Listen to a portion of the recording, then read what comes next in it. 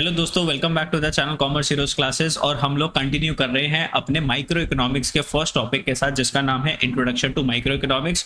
और अगर आपने अभी तक फर्स्ट वीडियो नहीं देखी है तो ऊपर आई बटन देखो, आई बटन आ रहा होगा, पहले वहां पे जाके आपको क्या करना है, लेक्चर नंबर 1 देखना है, फिर लेक्चर नंबर 2 को आप लोग स्टार्ट करोगे।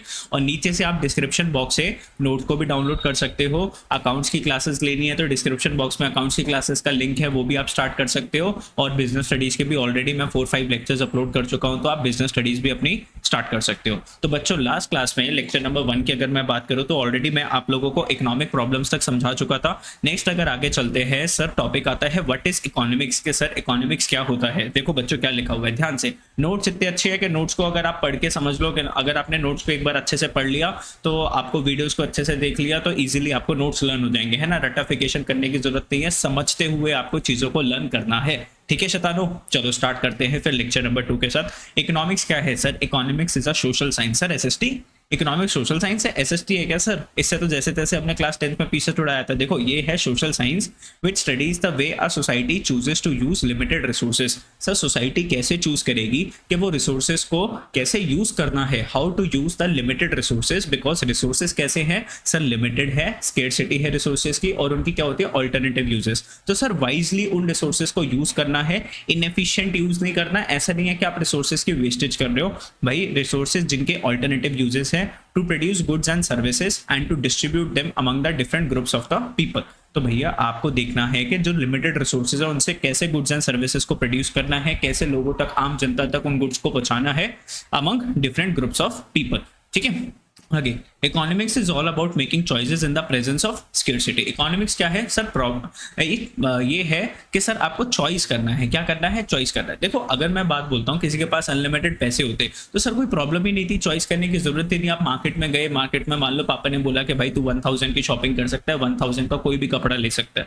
तो आपको 2 टी-शर्ट पसंद आई, दोनों टी-शर्ट 1,000 रुपए की थी, तो आपको अब यहाँ पर चूज करना पड़ेगा कि कौन सी सबसे ज्यादा अच्छी लग रही है। Economics is all about making choices in the presence of scarcity. Sir choice क्यों करनी पड़ती है? बिकॉज स्केर्सिटी है। अगर पैसे की कमी नहीं होती तो हम तो दोनों टी-शर्ट ले आते, चूज करने की जरूरत ही नहीं थी।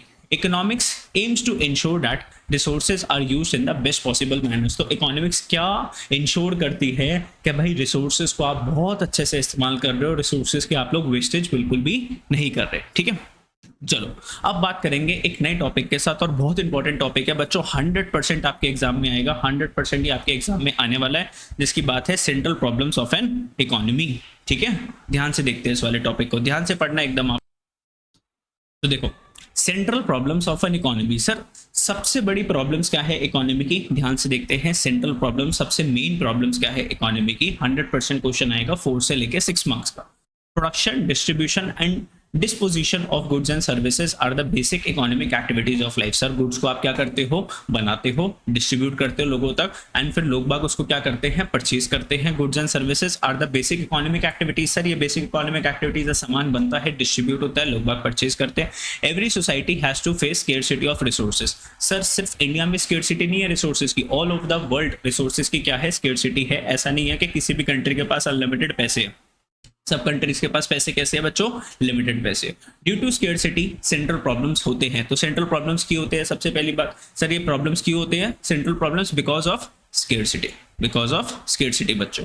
ठीक है, सेंट्रल प्रॉब्लम्स अब क्या क्या है ध्यान से देखना। व्हाट टू प्रोड्यूस, सर क्या बनाना है, हाउ टू प्रोड्यूस, कैसे बनाना है, and for whom to produce, sir किसके लिए बनाना है, क्या बनाना है, कैसे बनाना है, किसके लिए बनाना है, क्या बनाना है, कैसे बनाना है, किसके लिए बनाना है।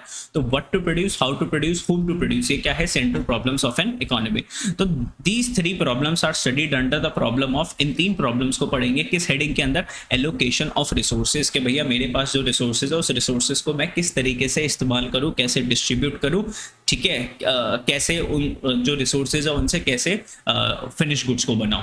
Allocation of resources refers to problem of assigning the scarce resources in such a manner। Allocation of resources क्या होता है? Refers to problem of assigning the scarce resources। भैया resources को distribute करना है in such a manner so that maximum wants of the society are fulfilled। अब जैसे मान लो तुम लोगों से एक बार मोदी जी ने पूछा कि भाई बताओ तुम लोगों को क्या चाहिए, तो एक बच्चे ने बोला सरकार मेरे को लैम्बोर्गिनी दिला दो। क्या दिला दो? लैम्बोर्गिनी गाड़ी दिला दो। अब भाई वो गाड़ी मान लो लेट सपोज 4 करोड़ की आती है ना, मेरे को एग्जैक्ट नहीं पता, मान लो कितने करोड़ की आती है, 4 करोड़ की आती है। अब सरकार क्या करेंगे? मोदी जी आपको 4 करोड़ की लैम्बोर्गिनी दिलाएंगे क्या? वो क्या करेंगे, वो 4 करोड़ में लोगों को क्या खिला देंगे, खाना खिला देंगे। क्या कर देंगे, लोगों को खाना खिला देंगे, है ना, आप लोगों को नहीं दिलवाएंगे।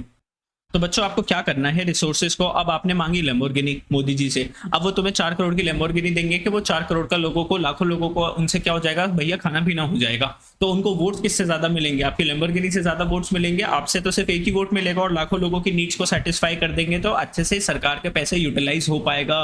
तो सरकार के पास पैसे की कमी है, वो एक बंदे की नीड्स को सेटिस्फाई करने की बजाय हजारों लोगों की, लाखों लोगों की नीड्स को एक साथ क्या करने की कोशिश करेंगे, सेटिस्फाई करने की कोशिश करेंगे अपने पैसों के साथ। ठीक है, चलो अब सबसे पहली प्रॉब्लम है व्हाट टू प्रोड्यूस। ध्यान से देखना बच्चों, इसके अंदर क्या लिखना है, व्हाट टू प्रोड्यूस, के सर आखिरकार हमें क्या प्रोड्यूस करना है।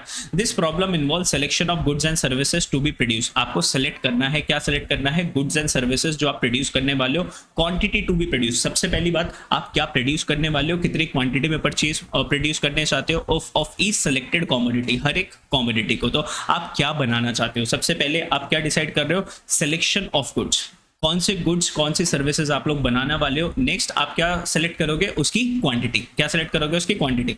Every economy has limited resources and thus can not produce all the goods. भैया सारी इकोनॉमी के पास रिसोर्सेज कैसे हैं, लिमिटेड। आपको बचपन से बढ़ा रहा हूं मैं एक चीज, मोर ऑफ वन गुड्स और services usually means less of the other. भैया कोई एक चीज अगर आपने ज्यादा बना ली तो दूसरी चीज तो आपको कम बनानी पड़ेगी। जैसे मान लो आपको मम्मी पापा ने पॉकेट मनी दी, 3000 रुपीज आपको क्या मिल गई, महीने की पॉकेट मनी मिल गई। तो अगर आपने ये पैसे जो है पार्टी वार्टी में ज्यादा खर्च कर दिए तो आपकी जो नेसेसिटीज है उसके लिए पैसे तो क्या हो जाएंगे, कम बचेंगे ना। सर एक चीज में खर्चा ज्यादा हो जाएगा तो दूसरी चीज के लिए खर्चा कम बचेगा। सर कौन कौन से गुड्स होते हैं, सर एक होते हैं कंज्यूमर गुड्स, एक होते हैं कैपिटल गुड्स, एक होते हैं सिविल गुड्स और एक होते हैं वॉर गुड्स। तो इतने तरीके के गुड्स हमारी इकोनॉमी प्रोड्यूस करती है।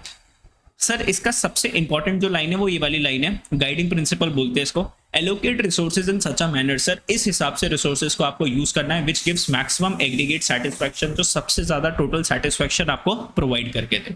तो सबसे पहली लाइन आप लिखोगे अगर व्हाट टू प्रोड्यूस का क्वेश्चन आता है, फिर उसके बाद आप दूसरा वाला पॉइंट लिखोगे और उसके बाद आप तीसरा वाला पॉइंट लिखोगे। 3 पॉइंट्स को तो आपको 100% क्वेश्चन में लिखना है। अगर बड़ा क्वेश्चन आ जाता है, 4-5 मार्क्स का क्वेश्चन आ जाता है, तो आप लिख दोगे कंज्यूमर गुड्स होते हैं सर, कैपिटल गुड्स होते हैं, सिविल गुड्स होते हैं और वॉर गुड्स भी होते हैं। ठीक है, डन। आई होप आप ये चीज समझ गए होंगे। फिर बात करते हैं हाउ टू प्रोड्यूस के। सर एक्चुअल में ये जो सामान जो है आपने डिसाइड कर लिया कौन से गुड्स बनाने हैं, कौन सी सर्विसेज बनानी है, फिर हमने डिसाइड कर लिया कितनी क्वांटिटी में बनाना है। अब हम फाइनली डिसाइड करने वाले हैं सर कैसे बनाना है, सर कैसे बनाना है। तो देखो बच्चों कैसे बनाना है, या तो आप लेबर से बनवा सकते हो, लेबर इंटेंसिव टेक्निक भैया, या तो आप सारा का सारा सामान आपकी फैक्ट्री के अंदर कौन काम करते हैं, वर्कर्स, लेबरर्स। या फिर कैपिटल इंटेंसिव टेक्निक, ये क्या होता है सर, ज्यादा से ज्यादा प्रोडक्शन हो रही है आपकी मशीन के थ्रू प्रोडक्शन कर रहे हो। तो आप जैसे देखो अगर आप BMW देखोगे, BMW कैसे बनती है सर, उस फैक्ट्री के अंदर ज्यादातर मशीन्स काम करते हैं। और अगर आप आसपास देखोगे अपने आसपास छोटी मोटी फैक्ट्रीज, तो वहां पे ज्यादा कौन काम करते हैं, लेबरर्स काम करते हैं। तो how to produce, sir worker से बनवाना है कि मशीन्स से बनाना है। मशीन्स को क्या बोलते हैं, कैपिटल इंसेंटिव टेक्निक, और लेबरर्स को क्या बोलते हैं, लेबर इंटेंसिव टेक्निक। तो this problem refers to selection of technique. आप यहाँ पे टेक्निक को सिलेक्ट करोगे जो कि यूज करने वाले हो for production of goods and services को। 2 टेक्निक्स हो सकती है सर, लेबर इंटेंसिव टेक्निक या फिर capital intensive technique. In labour intensive technique more labour and less capital in the form of machines is used. तो लेबर इंटेंसिव टेक्निक में ज्यादा labour use करोगे और लेस मशीन्स को यूज करोगे। In capital intensive technique more capital and less liberal utilisation. Capital intensive technique में ज्यादा capital use होती है, ज्यादा मशीन्स यूज होती है एज कंपेयर टू लेबरर्स। ठीक है, The selection of technique is made with a view to achieve the objective of raising the standard of living of people and to provide employment to everyone. Sir, ठीक है, ध्यान से इस वाली line को पढ़ो एक बार, मैं समझा रहा हूं आप लोगों को, ध्यान से पढ़ो एक बार, जल्दी से स्क्रीन को पढ़ो। ठीक है, चलो आपने पढ़ के देखा, the selection of technique is made with a view to achieve.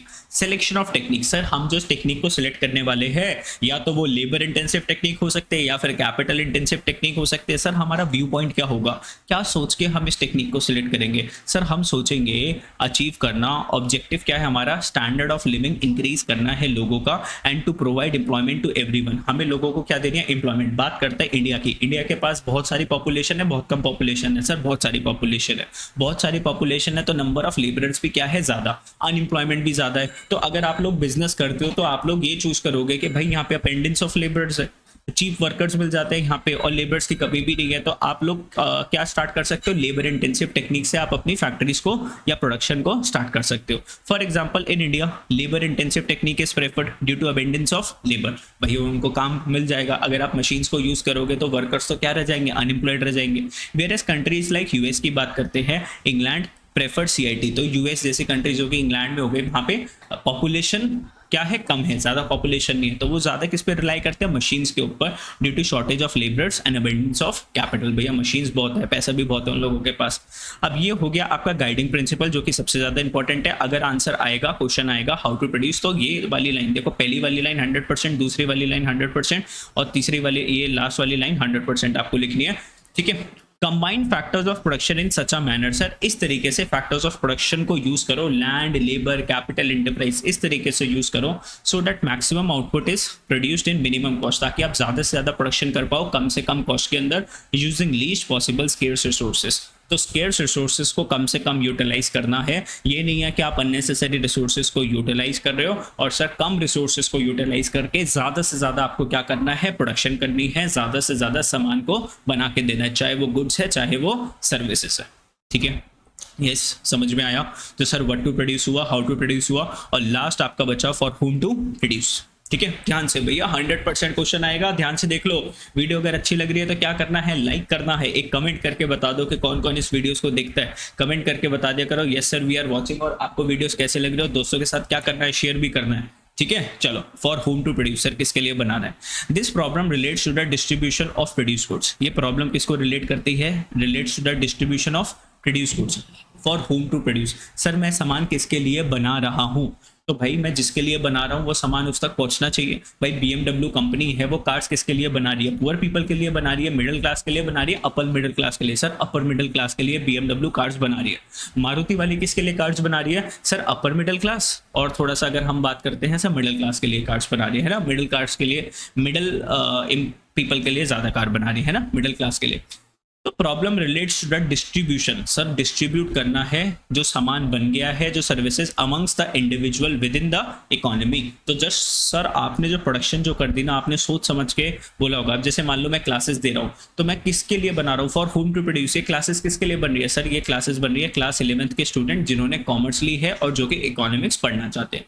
That is selection of the category of people who will ultimately consume the goods। तो for whom to produce आप सेलेक्ट कर रहे हो किस कैटेगरी के लिए आप लोग सामान बना रहे हो, that is whether to produce goods for more poor या फिर लेस रिच। आप ज्यादा पुअर पीपल के लिए बना रहे हो, या जो जिसके पास थोड़ा सा कम पैसा है उसके लिए, या फिर जो बहुत ज्यादा रिच है, या फिर जो थोड़ा सा कम पुअर है, किसके लिए आप लोग बना रहे हो सामान, ठीक है।